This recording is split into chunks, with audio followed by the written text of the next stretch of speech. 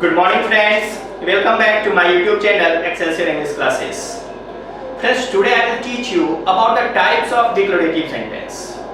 In earlier video, I taught you about the types of sentence based on function, which is very important.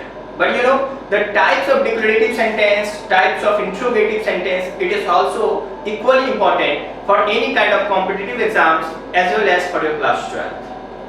So, you must know, you must identify the types of sentences. Which kind of sentence is this? Because when you will transform direct to indirect, it will be required. तो हम लोग आज इन चीजों को पढ़ेंगे और बहुत गौर से आप समझिएगा। कल हम आपको समझाए थे कि डिक्लेरेटिव सेंटेंस क्या होता है। जिस वाक्य के माध्यम से हम किसी को कुछ जानकारी देना चाहते हैं, तो वो वाक्य क्या हो जाएगा? डिक्लेरेटिव हो जाएगा। लेकिन जानकारी कभी पॉजिटिव होगा, कभी निगेटिव होगा। कोई ऐसा वाक्य होगा जिसमें हाँ का बात होगा, कोई ऐसा वाक्य होगा जिसमें ना का बात होगा। इसीलिए डिक्लेरेटिव सेंटेंस को हम दो तरीके से बांट लेते हैं। पहला होता है अफर्मेटिव डिक्लेरेटिव सेंटेंस, या फिर आप इसको पॉजिटिव सेंटेंस भी बोल सकते हैं, और दूसरा होता है नेगेटिव अफर्मेटिव सेंटेंस। ये बहुत जरूरी होता है, क्योंकि देखिए कभी-कभी एग्जाम्स में क्या पूछा जाता है, इसके बेस पर ट्रांसफॉर्म करने के लिए 12th में दे दिया जाता है कि आप इसको पॉजिटिव से नेगेटिव में चेंज करिए। तो बहुत स्टूडेंट को प्रॉब्लम होता है।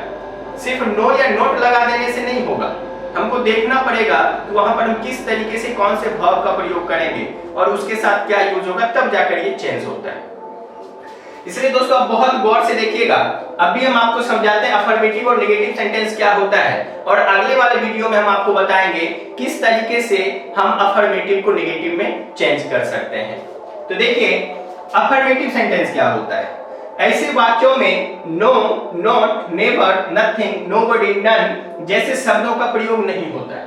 मतलब जो अफर्मेटिव होगा उसमें हम नो, नॉट ऐसे शब्दों का प्रयोग कभी भी नहीं करते। या फिर आप समझ सकते हैं कि जिस वाक्य में नहीं का मतलब आ जाए या ना का मतलब आ जाए, वो कभी भी अफर्मेटिव नहीं हो सकता है। क्योंकि अफर्मेटिव का दूसरा नाम क्या है? पॉजिटिव, और पॉजिटिव कभी भी ना का मतलब नहीं दे सकता है। लेकिन दूसरा टाइप क्या है? निगेटिव। निगेटिव देखिए सेंस से ही पता चल रहा है कि इसमें नहीं का प्रयोग होगा। तो निगेटिव सेंटेंस जो होगा, ऐसे वाक्यों में no, not, never, nobody, nothing, none जैसे शब्दों का प्रयोग होता है। मतलब जिस वाक्य में नहीं का मतलब निकलेगा वो क्या होगा? निगेटिव सेंटेंस होगा, और जिस वाक्य में नहीं का मतलब नहीं होगा वो पॉजिटिव सेंटेंस होगा। देखिए अब एक बात समझिए, जिसमें नो, नॉट होगा वो भी, जिसमें नहीं होगा वो भी, दोनों डिक्लेरेटिव सेंटेंस होगा या फिर असर्टिव सेंटेंस होगा। लेकिन अब इसमें से हमको बांटना है कि कौन सा पॉजिटिव है और कौन सा नेगेटिव है। तो देखिए एग्जांपल में हम आपको समझाते हैं। यू वॉच फिल्म, तुम फिल्म देखते हो। देखिए इस वाक्य में नहीं का कहीं से मतलब नहीं आ रहा है। यू वॉच फिल्म मतलब इसमें देखने की बात हो रही है, ये क्या हो जाएगा? ये पॉजिटिव या अफर्मेटिव हो जाएगा। लेकिन you do not watch film, इसमें क्या है? डू के साथ क्या लगा हुआ है? नोट लगा हुआ है, और नोट लगने का मतलब क्या हो गया? ये नहीं का मतलब देगा। और कोई भी वाक्य जब नहीं का मतलब देने लगे, समझ लीजिए वो निगेटिव में चला जाता है, और उसको हम लोग निगेटिव डिक्लेरेटिव सेंटेंस बोलेंगे। उसी प्रकार से माय टीचर स्कॉल्ड्स मी, मेरे शिक्षक मुझे डांटते हैं। इसमें नहीं डांटने का बात नहीं हो रहा है, डांटने का बात हो रहा है। इट मींस ये पॉजिटिव सेंस दे रहा है, तो ये कैसा सेंटेंस हो जाएगा? ये अफर्मेटिव डिक्लेरेटिव सेंटेंस हो जाएगा। लेकिन यहाँ पर देखिए माय टीचर नेवर स्कॉल्ड्स मी, मेरे शिक्षक मुझे कभी नहीं डांटते हैं। तो इस वाक्य में कैसा मतलब आ रहा है? नहीं का मतलब आ रहा है। इट मींस यहाँ पर नेवर का प्रयोग किया गया है और वाक्य में नहीं का मतलब जुड़ गया, तो ये कैसा सेंटेंस हो जाएगा? नेगेटिव सेंटेंस हो जाएगा। अब तीसरा देखिए, all boys are singing song, सारे लड़के गाना गा रहे हैं। इसमें भी नहीं का बात नहीं हो रहा है, तो ये कैसा सेंटेंस होगा? अफर्मेटिव होगा या फिर पॉजिटिव होगा? दोनों एक ही को बोला जाता है। जैसे डिक्लेरेटिव और असर्टिव एक ही को बोला जाता है, वैसे अफर्मेटिव और पॉजिटिव एक ही को बोला जाता है। तो ये कैसा हो गया? अफर्मेटिव सेंटेंस हो गया। लेकिन all boys are not singing song, सारे लड़के गाना नहीं गा रहे हैं। इसमें देखिए किसका मतलब आ गया? नहीं का मतलब आ गया, और ये क्या हो जाएगा? नेगेटिव सेंटेंस हो जाएगा।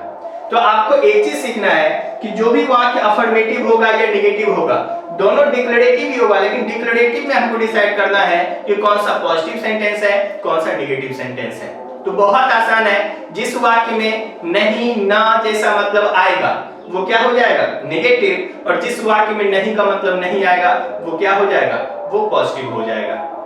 तो दोस्तों हम उम्मीद करते हैं आपको ये पूरा वीडियो समझ में अच्छे से आ गया होगा, और अगले वीडियो में हम आपको ये बताएंगे कि किस तरीके से, किस रूल के आधार पे हम पॉजिटिव सेंटेंस को नेगेटिव में कन्वर्ट करते हैं। इसके लिए आप क्या करिएगा, वर्ब के फॉर्म को आप अच्छे से समझ लीजिएगा, और खास करके ऑक्सिलरी वर्ब में जो आप देखें डू का यूज होता है, डिड का यूज होता है, ये सब कुछ आप अच्छे से देख लीजिएगा।